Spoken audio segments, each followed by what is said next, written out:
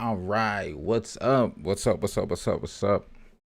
Welcome to Hawks Hoops Live, my new weekly NBA show. It's going to drop every Tuesday, 8 p.m., right here on the Hawks Hoops channel.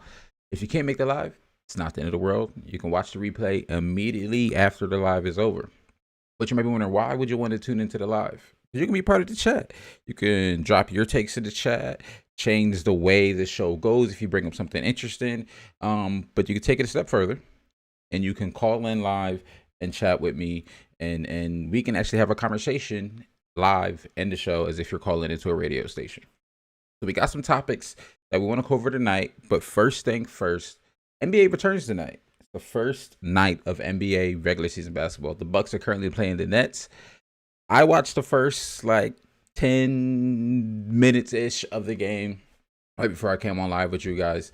And I'm not gonna jump no guns, but the Bucks were looking really efficient. They were hitting their shots, confidently pulling up, hitting threes. But we'll talk about them, and we'll talk about opening night, opening week. We'll talk about the top 75 players of all time that's being dropped today, tomorrow, and Thursday. We'll talk about a little bit more next week. I'm sure I'll drop some TikToks about it throughout the week if something pops out and I really want to talk about it. So, what is Hawks Hoops? Hawks Hoops, like I said, it's going to be weekly. We're going to just basically cover what happened in NBA that week. News, headlines, games, some of my takes. Talk about some takes I might have seen online on NBA Twitter, NBA TikTok. NBA TikTok is a wild place. But for this episode, we have some news that we want to go over. We want to touch on some things, and then we're going to talk about some teams that I'm really excited to look to see this upcoming season, man. Not so much as predictions of MVPs or who's going to win, all that type of stuff, but just some teams I'm really looking forward to because of what they did in the offseason. So let's start out. We got to talk about Ben Simmons because this is just getting out of control. It's getting way out of hand. So let me quickly bring everybody up to speed. Ben Simmons doesn't talk to the Sixers all offseason. They probably haven't really heard from him since they got eliminated by the Hawks because of him. We're not going to talk about that. So Ben Simmons hasn't been with the team. He then says he's not coming to practice. Then one day randomly says, oh, I'm showing her to practice. So he practices. We see that footage. We see him in the sweatpants, looking a little lazy, looking like he kind of has something that looks like a phone in his pocket. I read some other reports saying that wasn't a phone. Some people saying it was a t-shirt. Some people saying some sort of tracker. I don't really know what it was, but he didn't look into it. Today's practice, news comes out. Woj drops the news, and then there were some press conferences we'll look at in a little bit, that Ben Simmons got kicked out of practice, and is now suspended for Wednesday's game against the Pelicans. And the suspension was for acts detrimental to the team, and he got kicked out because apparently Doc Rivers tried to get him into a drill. He said no. Doc Rivers asked him to join the drill again. He said no. He said, you might as well just go home. There's no need for you to be here. And that's just really interesting to me. Doc Rivers then took Ben Simmons' spot in what was supposed to be his press time. And then they asked Joel some questions. We're going to listen to what Joel had to say about it. And then I got my thoughts. At this point, I don't care about that man, honestly. He does whatever he wants. That's not my job. That's those guys' jobs. I'm only focused on trying to make the team better, win some games, play hard every night, try to lead, the guys that we have here. And I'm sure they feel the same way because, our chemistry has been excellent despite, everything that's been happening. Okay. So the main takeaway from that is I don't care about that man, honestly. He does whatever he wants. And I made a TikTok about this last week because Tobias Harris had some words and Danny Greenstrom had some words that basically said, we just want him to come back. We just want him to play. We want to be professionals. We want to be adults. But Joel, about 2 weeks ago, said he feels how Ben is handling this is disrespectful to not only to him, but disrespectful to the team.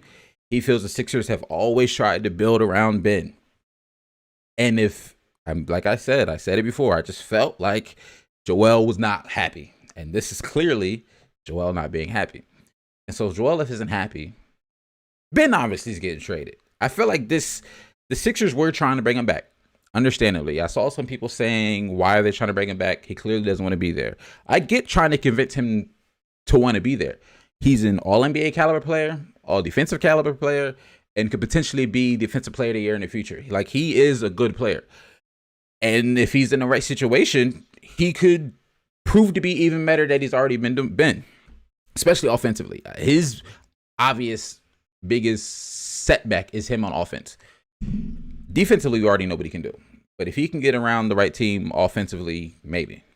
But this action, this course of action, how he's going about this, is going to force the Sixers to say, we can't.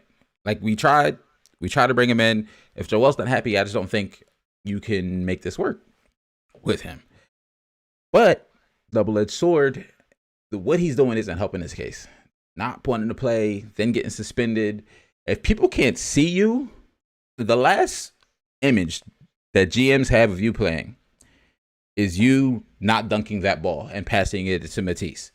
That's the last image everyone has. Every GM, that's the last image. We know you're good, but if you don't play to show us that you're good still, or that your mentality's changed or something, teams aren't going to want to give up what the Sixers are asking for him. So whatever trade happens for Ben, I'm telling you right now, we're going to be disappointed. I'm telling you, we're going to be disappointed. The Sixers aren't going to get what they want for him, and he might not even end up in a situation that he wants to go to. We'll just see what happens. Moving along, the next piece of information, I don't want to go too deep into this because I don't want to spend time talking about the V word. I'm not even going to say it because this is a basketball show. We ain't getting into all that, but we're going to talk about Kyrie Irving a little bit. The basketball implications of it. If you don't know, Kyrie can't play for the Nets right now, basically. He can't play in New York City. It's a New York City mandate. And then the Nets said, we're only allowing players who can be full participants to play, which to me makes perfect sense. NBA basketball, just basketball in general, is all about chemistry. It's all about knowing where the other player is going to be. It's about knowing when your player is going to make that cut. It's about trusting that he'll make that open shot. And we know who Kyrie Irving is. Let's not get it twisted here. We know who Kyrie Irving is. But for a lot of those role players, those other players on their team, his backups, James Harden even, like, you're going to ask James Harden to play point guard one game, shooting guard one game, and just go back and forth. His backups go from starters to bench. It just wouldn't give any real opportunity for real chemistry to be built. So I get it. The Nets decided to sit him. When you want to get your V word, then you can come and hoop. To me, I have no issue with that. Next, we on the docket. Let's talk about Zion real quick. Let's talk about Zion. I'm just going to pull the picture up. We're going to talk about it. Let's take a look at it. I made a TikTok about it, but let's talk about it again because I'm still hearing some chatter about it. Zion looks like this right now. Top picture is his current media day from this season. Bottom picture is media day, rookie season. Guys, he injured his foot. His foot hurts. He had surgery on his foot in the offseason. So he can't work out. This is what he looks like. But we probably still won't see him, my honest opinion, probably like end of November, early December is when we'll see Zion. Because according to everything I could find, we don't really have a timeline on his return. He had the surgery. He's being reevaluated in a couple of weeks. But we still don't know when his return is exactly. People are saying about a month and a half is what I'm more so guessing. Because even after he gets reevaluated, he gets approved to work out again, he still has to get back in game shape. So he's got to start going full speed in drills, start doing contact again, some 3v3s, some 5v5s, and then eventually getting back on the NBA floor. And now there's my main gripe is how New Orleans handled this from like a New Orleans fan standpoint. Like if you are a New Orleans Pelicans stan, you should be really mad about how they handled this, especially if you bought tickets. So on media day, the GM said Zion will be back in time for the season opener. And then, like 2 weeks later, he said, he ain't gonna be ready. He ain't gonna be ready. So if you were a fan and we're like, yo, I'm really trying to see Zion this year, I'm going to wait a little bit. And then you hear on media day, your GM say, yo, he's going to be ready for the season opener. You might have bought your season opener tickets. They play the Sixers for the season opener. That's a good game to go watch. You might have bought those tickets. You're expecting to see your franchise player, and your organization kind of lied to you. If you're a season ticket holder, you might even be more mad because now you're missing like 10, 13 games of Zion's. I haven't took the time to look to see exactly what their home team schedule looks like, but you could be missing upwards of 10 games, and you didn't know Zion wasn't going to be there. So they lied to their fans. I'm not really a big fan of it, but hey, it is what it is. Next up on the docket, we have, and this is the last little bit of quote unquote news, and then we'll go into some of my predictions for the season and just teams I'm looking forward to see. So let's real quick talk about DeAndre Ayton and what's going on with this situation with the Suns. So DeAndre Ayton wanted his rookie max extension, which would be around like, I want to say it was like 5 years he wanted, and almost 200. Yeah, I want to say like 5 years, almost 200. I might be a little bit off with that. But yeah. Because he wanted about what Michael Porter Jr. got, which was a rookie extension, which was 5 years, about 200. They didn't give that to him. He's still a restricted free agent at the end of the season, so the Suns can still retain him. And it looks bad for a couple of reasons. One is DeAndre Ayton, probably, I would say the third most important piece on your team. After Devin Booker and Chris Paul, I would say DeAndre Ayton, third most important piece on that team. But they extended Landry Shamet, 4 year, 43 mil, and Mikal Bridges, 4 year, 90 mil. I think more so people were, I guess I'll say, up in arms or confused at the fact that they gave Mikal Bridges that type of money, but still weren't ready to give DeAndre that money. And it's interesting because there's no need. Like, yes, you can still retain him at the end of the season, but you risk burning that relationship with him. You risk him wanting to trade. You risk another team offering basically a rookie extension max, and he's showing that he realizing that another team really wants him. And at the same time, DeAndre Ayton is really good.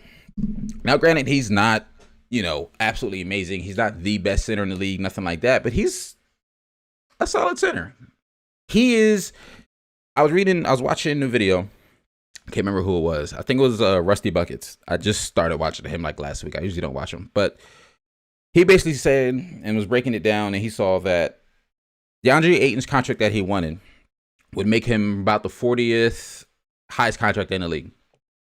And I feel like if you take that 40th number and turns it to where he ranks in the league among players, DeAndre Ayton's like somewhere between 40 and 50. So I feel like he was asking for accurate amount of money. I just don't think the Suns were willing to give that all to him and maybe, what's I'm going to say, like marry him. They weren't ready to commit to him for that long. A lot of their contracts are in a 4-year term. Like I just mentioned Landry's. I just mentioned Mikal Bridges'. This new CP3 contract. It's all around the 4-year span.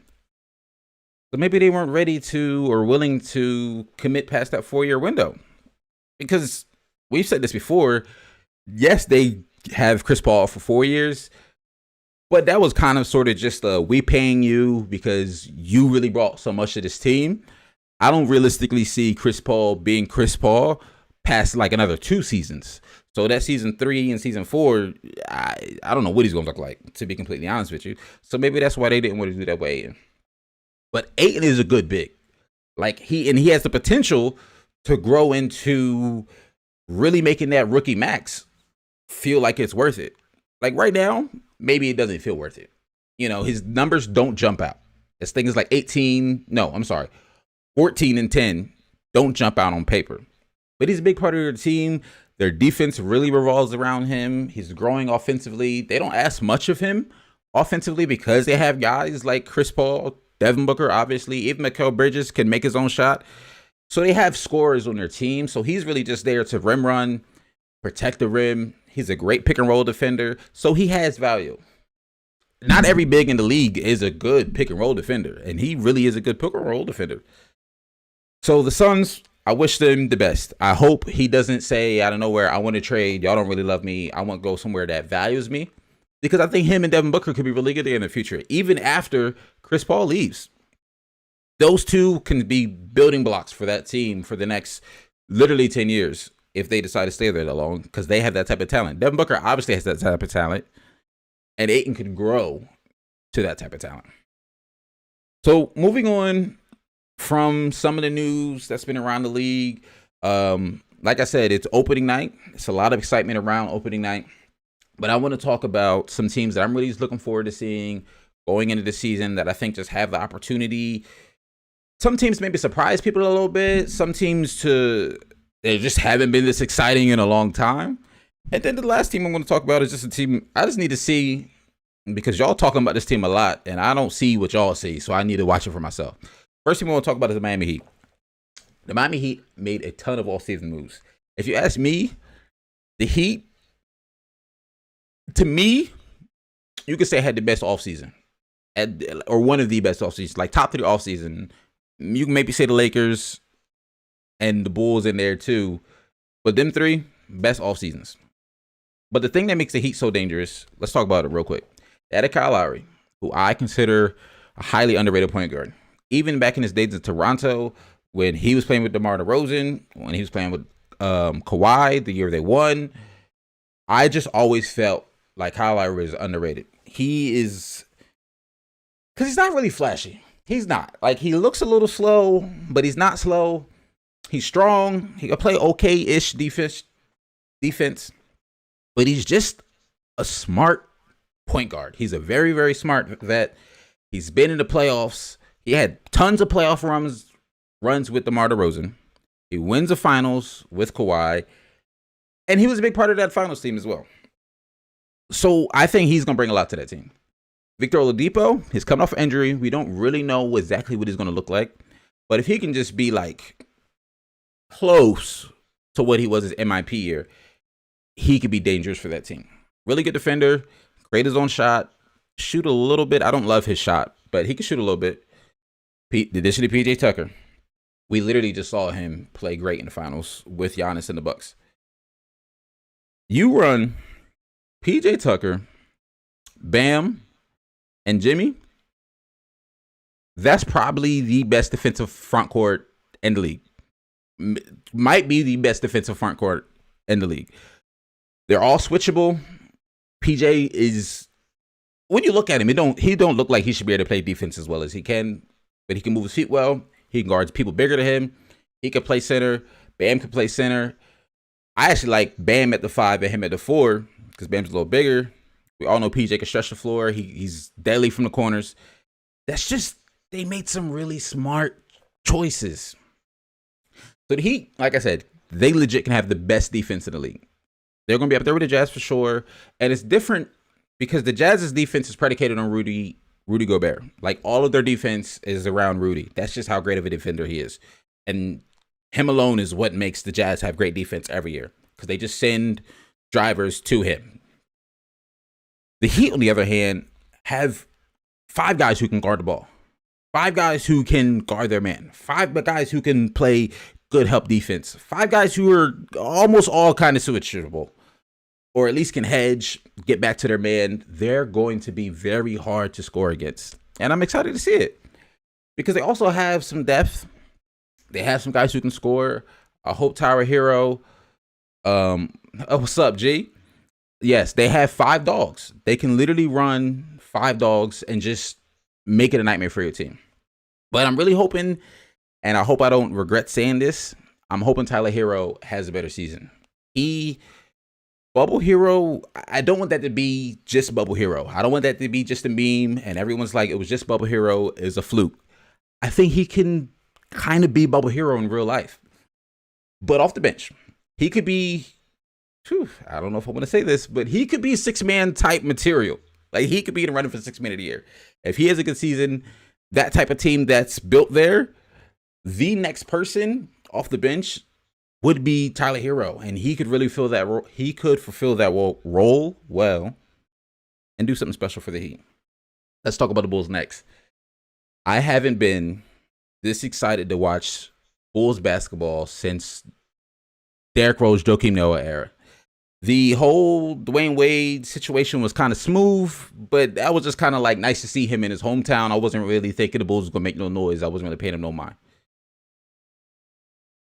Yeah, saw him in the preseason, had 23 in the game. Yes. But the Bulls really have the opportunity to do something special. So they pick up Lonzo, 4-year, $80 million. We already know he's a great playmaker, great on-ball defender. And we watched him become more aggressive throughout his career. His biggest thing, especially by the time he got to New Orleans, people were like, we can see it. We can see the offense building. We can see it growing. We just need you to be aggressive and be like, I'm going to try to score a little bit more. I feel like we saw that his last season in New Orleans. They picked up DeMar DeRozan. DeMar DeRozan is one of my favorite players. I've always loved him. The NBA Twitter calls him modern day MJ because he rules the mid-range game. Got the mid-range fade. He's got the mid-range pull-up. He can't really shoot threes. That's not his game. Don't ask him to do that. He should have played in the early 2000s. But he's still a good player. And in San Antonio, they kind of had him run a little bit more point guard, run a little bit more playmaking type role. So it showed he can do that, average about 6 points a game, 6 assists per game while he was with San Antonio. So I think he has opportunity to continue that playmaking. But the person I'm most excited for is Zach LaVine.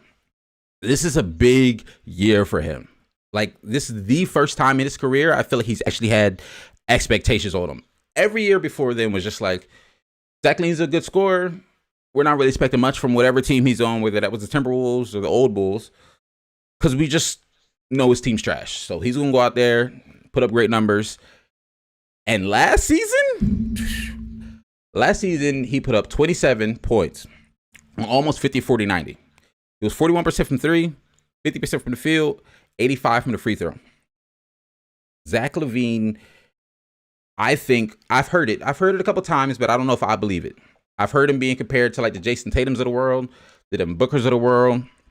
That conversation of people, the Donovan Mitchells, that type of talent is what a lot of people think Zach LaVine has.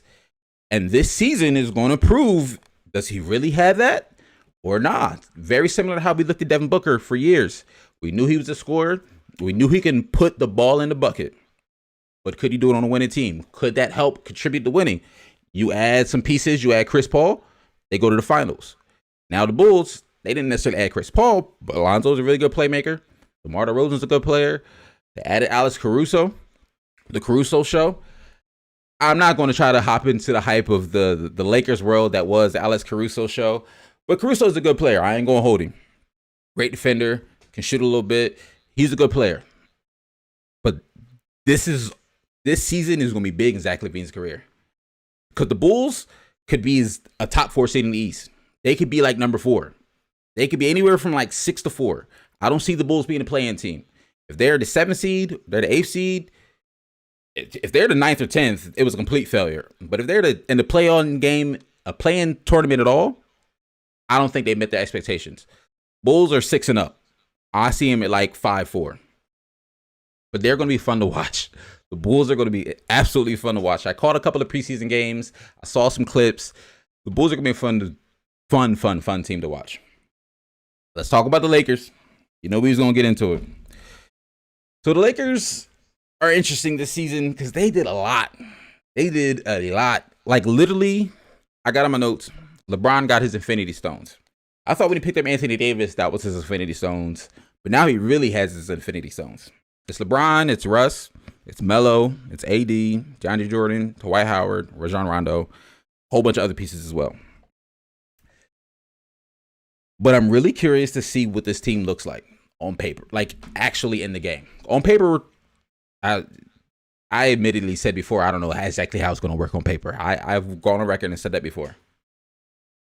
But on the court, I'm very, very curious because the guys that are on this team are winning mentality guys. So they might make it work. We already see Melo can prove he's real flexible during his his Portland days. He's flexible with his playing time. Anthony Davis is a beast. LeBron is somehow still one of the best players in the league in year 19. Russ still has a high motor. I love Dwight Howard. I'm just really curious to see what this Lakers team is going to look like. And the interesting part about the Lakers, they could be a 3 seed, they could be a 4 seed. If that's the case, don't panic. I'm telling you right now. If the Lakers aren't top in the West, don't be like it's a bust, because they're not going to be going for top in the West. They're not going to be going for the best record. They're going to be going for, let's just win games. Let's get our chemistry down. We're not going to kill our players. We're old, so we're not going to kill our players trying to win every game. We're just going to go out there and play our form of basketball. This team's going to play really good defense, and they're just going to coast. And them coasting is probably going to be 4th, 3rd, 5th in the West, somewhere around there. 5th sounds a little low. But 3rd, 4th, I wouldn't be surprised if they're around there. Too old. Let's keep those legs alive. Exactly. So next, I want to talk about the Nuggets. So we all know Jamal Murray's out. There's not really a timeline on his return. The GM said they're not trying to rush him. Coaching just said they're not trying to rush him. Jamal himself said he's not going to rush himself. He tore his ACL back in April, so we might not see him again until late spring. It could take about a year for that to recover. So I'm talking late spring, like April, May, like right before playoffs is when we'll see him. And who knows what he's going to look like when he comes back. But don't count the Nuggets out. They're coming off the reigning MVP. They still played well after he got injured. They still kept a really good winning record after he got injured last season. So they've proven to themselves they can play without him if everybody steps up collectively. They're putting a lot of faith in Michael Porter Jr. with his contract extension.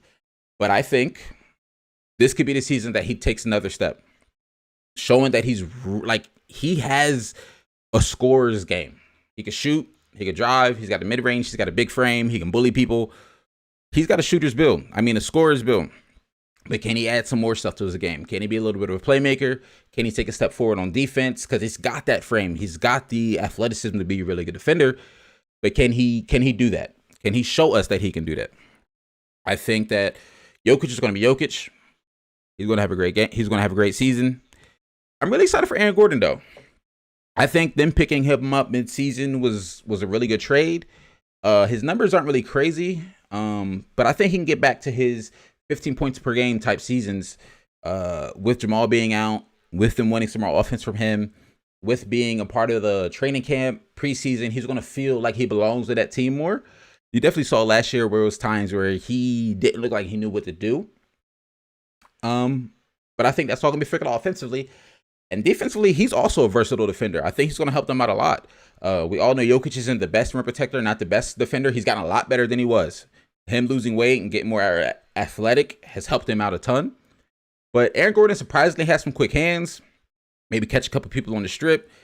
Can switch a little bit, hedge a little bit. He's a better defender than I think people give him credit for. And the last team I want to talk about is the Dallas Mavericks. And this is the team I just want to watch. I just want to watch them because the internet loves Luka, and I feel like I'm missing something here. I went on record. I made a TikTok a couple weeks ago. They had him top 4 over Steph. ESPN going into this season. I don't see it. I don't know. I'm clearly missing the Luka mania. I don't know what y'all are seeing. So I'm just going to watch them. I'm going to watch the Mavericks. They got a lot of stuff going on. Maybe not personnel-wise, but they're still trying to figure out how to get KP integrated, make him feel a little more comfortable. They got a new coach in Jason Kidd. I personally don't agree with that signing. I don't love Jason Kidd as a head coach. He doesn't have a great track record with his coaching, with his record, with his off-the-court antics. I don't love Jason Kidd as a coach. I'm not going to hold you.